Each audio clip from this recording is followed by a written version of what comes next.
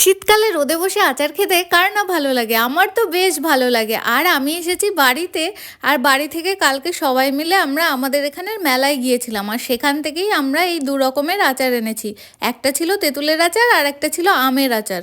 এখন এই রোদে বসে বসে সেগুলোকেই খাবো। ১ম এ আমের আচার, তারপর তেঁতুলের আচার। কিন্তু তেঁতুল দেখে আর লোভ সামলাতে পারলাম না। ১ম এই ভাবলাম তেঁতুলের আচারটা খেয়ে টেস্ট করে দেখি কিরকম লাগলো। গালে দেওয়ার সাথে সাথেই একটা ঝটকা মেরে উঠলাম। টক জিনিস খেলে একটা ঝটকা লাগবেই। কিন্তু আচারটা এত সুন্দর ছিল তা বলার না। এখানে আমাকে দেখতে একটু পাগলের মতন লাগছে, কারণ স্নান হয়নি। খাওয়া দাওয়ার পরেই আচার নিয়ে বসে গেছিলাম, মাথাটাতে আঁচড়ায়নি। এরপর আমার মাকে আর ভাইয়ের বউকে আচারটা টেস্ট করালাম, ওরাও খেয়ে খুব সুন্দর বলল। এবার পালা আমের আচারটা টেস্ট করার। তো আমের আচারটা টেস্ট করে দুজনেরই মনে হলো তেঁতুলের আচারটা বেস্ট ছিল।